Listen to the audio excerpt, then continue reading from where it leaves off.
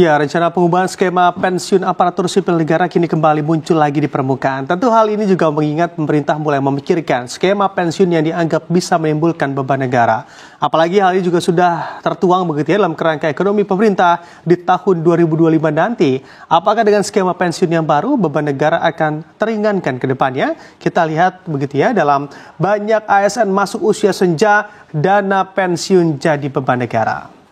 Masuk ke slide pertama, baru-baru ini memang betul hitung-hitungan gambaran perubahan skema pensiun mulai digaungkan kembali oleh pemerintah. Bahkan pemerintah pun sepakat bahwa perubahan skema pensiun dari ASN ke depan sudah dalam posisi urgent untuk dilakukan. Kondisi ini juga mengingat bahwa tren begitu ya penurunan populasi terkhusus aparatur sipil negara atau ASN juga sudah mulai terlihat dan bisa saja membebani anggaran negara. Misalnya saja, berdasarkan data buku statistik aparatur sipil negara di semester pertama 2023 yang diterbitkan oleh Badan Kepegawaian Negara atau BKN, jumlah ASN di Indonesia saat ini ternyata sudah ada sebanyak 4.282.429 ASN aktif atau ASN yang masih berdinas. Nah, ini dibagi begitu ya menjadi dua, yaitu PNS dan juga P3K di dalamnya. Dan per 30 Juni 2023 pula jumlah ASN yang masuk usia senja atau mendekati batas masa pensiun ternyata mendominasi atau mencapai 2.679.930 ASN yang mendekati batas masa pensiun mereka. Bisa Anda bayangkan pula besarnya beban negara dalam menanggung dana pensiun ASN sangatlah besar. Dan begitu ya, kita lihat juga seberapa besar sih secara hitung-hitungan atau secara angka detail anggaran yang harus dikeluarkan oleh negara terkhusus untuk dana pensiun ASN. Kita lihat di slide selanjutnya.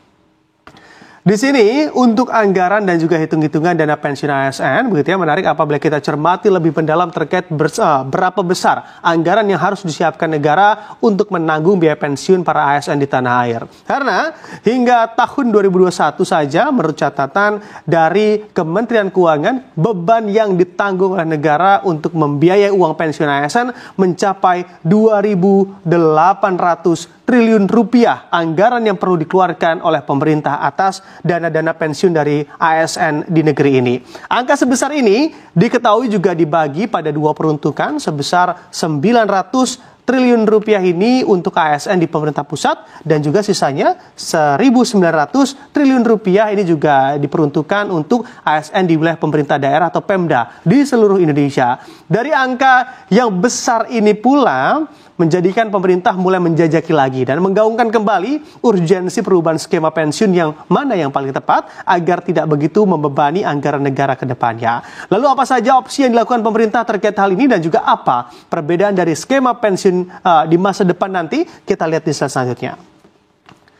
Di sini terdapat beberapa wacana skema DAPEN ASN terbaru. Salah satu alasan yang sering menjadi topik bahasan adalah terkait skema lama yaitu Pay as you go yang akan diganti dengan skema baru yaitu fully funded bagi dana pensiun aparatur sipil negara atau ASN. Nah, memang dengan skema lama, betul begitu ya, ASN mendapat uang pensiun angkanya lebih kecil, tapi dalam jangka waktu yang lama atau jangka waktu yang cukup panjang. Kondisi inilah yang menurut secara hitung-hitungan pemerintah cukup memberikan beban bagi negara. Bahkan pemerintah juga ikut menanggung hingga ke janda, lalu juga ke duda begitu ya, istri atau suami dari ASN yang ditinggalkan, dikalikan dengan jumlah ASN yang ada di Republik ini.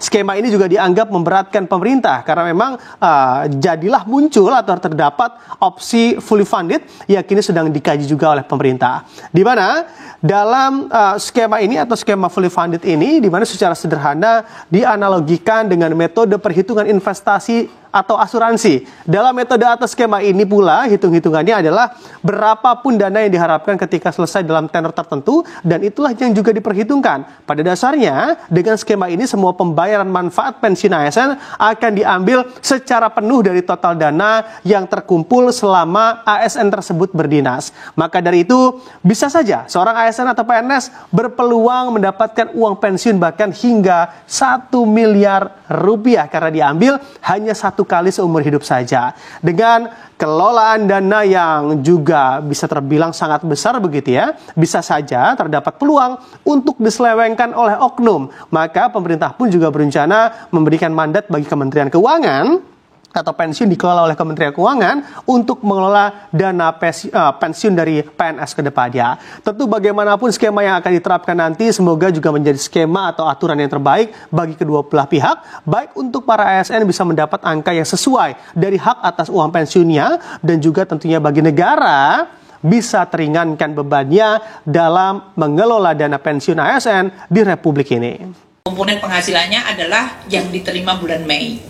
Jadi pamannya ada yang mereka naik pangkat pada bulan Maret dan pada bulan Maret mereka sudah naik tinggi, ya di situ yang dia mengikuti gaji yang terakhir pada bulan Maret untuk THR. Untuk gaji ke-13 apa yang diterima bulan Mei itulah yang juga akan diterima sebagai gaji ke-13. Untuk THR gaji ke-13 ini tidak kena potongan iuran dan untuk PPh-nya ditanggung pemerintah dalam hal ini. Nah sekarang dari sisi anggarannya, karena tadi sudah ada juga kenaikan halaman 6, ini untuk memberikan perbandingan tahun lalu karena hanya 50% tukin termasuk TPG dan TP dosen dan tamsil guru. Total untuk THR tahun lalu itu untuk aparatur negara 11,7 triliun, gaji pokok itu 7,9, tunjangan kinerja ASN pusat itu 3,3 karena hanya 50%-nya, dan pensiunan 9,8 triliun. Sehingga total dari APBN adalah 21,4 triliun rupiah. Sedangkan untuk daerah, aparatur daerah, tadi dari mulai pejabat hingga ASN daerah itu 15,3 triliun, tunjangan profesi guru dari ASN daerah itu 2,1, dan tambahan penghasilan untuk guru ASN daerah itu sebesar 70 miliar.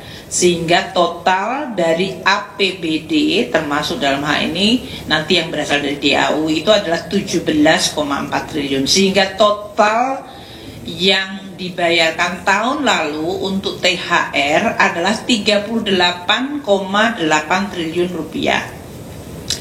Untuk 2024 ini untuk ASN naik 11,7 menjadi 18 triliun karena tadi ada kenaikan gaji, yaitu gaji pokok dari 7,9 menjadi 8,4. Kemudian komponen tunjangan kinerjanya itu 100%, kalau tahun lalu hanya 50%, sehingga total untuk tukin ASN pusat itu 6,82 triliun.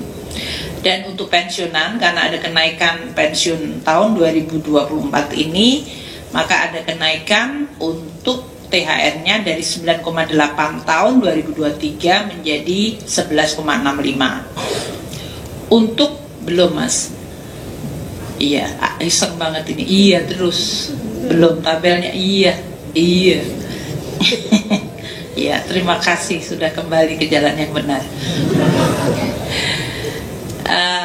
Untuk APBD yang 2024 tadi ya, untuk perbandingannya dibanding 2023, untuk aparatur daerah kalau tahun lalu 15,3 ini 16,7, tunjangan profesi gurunya dari 2,1 menjadi 2,3, dan tambahan penghasilan untuk guru ASN daerah dari 0,07 ke 0,04. Ini tadi untuk daerah itu tadi untuk tukin komponennya tergantung dari kapasitas fiskal daerah yang sampai disampaikan oleh Pak Mendagri. Sehingga total untuk APBD dalam THR adalah 19 triliun. Total keseluruhan pembayaran untuk THR pusat dan daerah akan mencapai 48,7 triliun yang akan dibayarkan dalam 2 minggu ke depan, mulai 2 minggu ke depan. Untuk gaji ke-13, komponennya dibandingkan tahun 2023 adalah pada slide ini. Totalnya 38,8 triliun sama tahun 2023. Tahun ini akan naik menjadi 50,8, di mana yang pusat naik dari 21,4 menjadi 29,7 triliun rupiah. Ini karena untuk tunjangan kinerjanya tadi 100% dan ada kenaikan gaji pokok terutama untuk ASN pusat dan daerah. Untuk yang daerah tadi dari 17,4 tahun lalu triliun rupiah menjadi 21,1 triliun rupiah, sehingga total yang akan dibayarkan pada bulan Juni untuk gaji ke-13 dari APBN dan APBD adalah 50,8 triliun rupiah. Ini yang kita harapkan akan meningkatkan daya beli. Saya juga berharap untuk para ASN ya, kalau menggunakan dan membelanjakan adalah untuk produk-produk dalam negeri untuk mendorong ekonomi lokal, supaya ini benar-benar bermanfaat.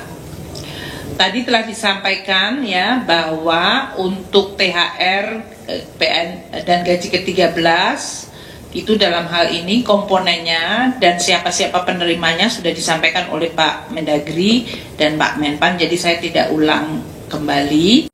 Saya berharap ini nanti akan bisa betul-betul mendorong dan memperbaiki perekonomian melalui daya beli dari ASN, TNI, Polri, pensiunan.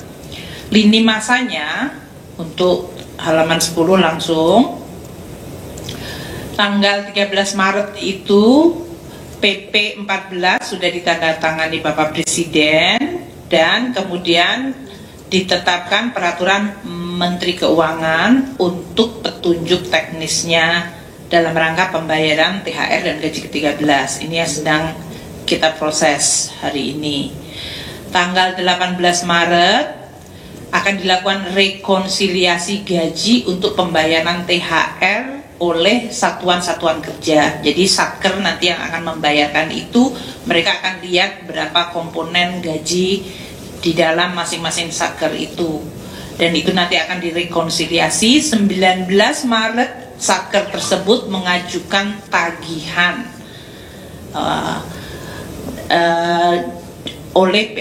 untuk Taspen dan Asabri, maksudnya kalau tadi Satker itu yang masih ASN aktif, untuk 19 Maret itu untuk para pensiunan baik ASN, TNI, Polri, yaitu Taspen dan Asabri, itu mengajukannya tanggal 19 Maret. Tanggal 21 Maret kami akan mentransfer dananya ke Taspen dan Asabri, dan tanggal 22 Maret untuk pengajuan surat perintah membayar dan menerbitkan surat perintah pencairan dana serta transfer ke rekening pensiunan. Jadi mulai tanggal 22, tadi kan paling cepat 10 hari sebelum THR, dan penyaluran THR kemudian dimulai sesudah kita mendapatkan atau menerima pengajuan perintah membayar dan penerbitan pencairan dana. Ini adalah bagian dari pemerintah untuk menyampaikan juga terima kasih kepada para ASN, TNI, Polri yang selama ini telah bekerja untuk terus menjalankan program-program pemerintah dan menjalankan tugasnya melayani masyarakat. Saya berharap tentu dalam THR ini juga akan memberikan dorongan kepada perekonomian Indonesia. Saya ingin menekankan apa yang disampaikan Pak Mendagri sekali lagi, bahwa untuk APBD pemerintah pusat juga sudah mentransfer DAU, dana alokasi umum tahun 2024 itu dengan memperhitungkan akan adanya belanja pegawai daerah untuk THR dan gaji ke-13. Jadi dalam hal ini DAU-nya pemerintah daerah itu sudah dimasukkan komponen untuk pembayaran THR dan gaji ke-13. Di dalamnya, dalam hal ini alokasi DAU dan gaji dan tunjangan melekat ASND yang sebesar 250,8 triliun itu di situ sudah ada termasuk komponen untuk THR dan gaji ke-13, yaitu sebesar 35,3 triliun rupiah. Ini yang di dalam tabel ini terlihat kebutuhan THR adalah 16,7 triliun, gitu ya, termasuk untuk ASN daerah, PNSD dan P3K, dan P3K daerah yang diangkat tahun 2023 ada tambahan, dan formasi P3K daerah yang akan diangkat di tahun 2024 ini, sehingga pada saat 2024 nanti bulan Maret ini mereka sudah diperhitungkan. Total dari ASND, P3K dan formasi P3K daerah tahun 2024 yang baru adalah 4.014.548 ASND. Itu yang menerima THR gaji ke-13. Tadi kebutuhan totalnya 16,7 triliun untuk THR dan gaji ke-13-nya 18,628 triliun rupiah. 18,628. Jadi total kebutuhan untuk THR dan gaji ke-13 di dalam APBD adalah 35,334 triliun. Ini sudah dimasukkan dalam transfer kami ke dalam DAU, yaitu dalam bentuk block grant maupun DAU yang kita earmark untuk penggajian P3K, sehingga tidak dipakai untuk yang lain. Jadi memang itu masuk di dalam komponen DAU. Untuk tukin yang tadi disampaikan oleh Pak Mendagri, yang tadi tergantung dari kapasitas fiskal dari masing-masing daerah, estimasi kami adalah jumlah perkiraan komponen dari TPG dan Tamsil ini yang akan masuk dalam penerima THR dan gaji ke-13 akan mencapai 4,7 triliun halaman 14. Ini adalah 2,3 triliun untuk nextnya lagi mas, halamannya nggak sama ya 15. Jadi untuk THR-nya 2,319 triliun dan untuk gaji ke-13 2,44 triliun. Ini adalah 100% tunjangan profesi guru dan Tamsil 1 bulan bagi para guru penerimanya. Guru penerimanya itu ada 563.445 untuk guru yang menerima TPG, tunjangan profesi guru, dan 182.579.000 penerima Tamsil, sehingga total dari guru penerima adalah 746.024 dengan total anggaran 2,319 triliun untuk THR dan 2,443 triliun untuk gaji ke-13, sehingga totalnya adalah 4,762 triliun rupiah. Mungkin itu yang saya ingin sampaikan. Jadi total untuk THR dan gaji ke-13 untuk daerah itu adalah mencakup tadi ini gaji dan tunjangan melekat 35,33 triliun yang sumbernya adalah dana alokasi umum yang sudah kita transfer, dan komponen Tukinda dan TPP Pemda itu yang berasal dari APBD. Ini pengalokasian tentu saja tergantung dari kapasitas dan kemampuan masing-masing Pemda seperti yang tadi telah dijelaskan oleh Pak Mendagri. Sedangkan untuk yang guru penerima TPG dan Tamsil itu mencapai 4,76 triliun. Ini kita sudah tambahkan dalam transfer daerah tahun 2024. Jadi dalam hal ini untuk yang poin ketiga ini kita tambahkan dalam TKDD kita transfer ke daerah itu 4,7 triliun di dalam rangka untuk bisa membayarkan bagi THR dan gaji ke-13. Demikian yang ingin saya sampaikan. Sekali lagi teman-teman wartawan, terima kasih atas kehadirannya, dan saya sudah meminta untuk pertanyaan dikirim melalui Slido, mungkin dari Bapak Pak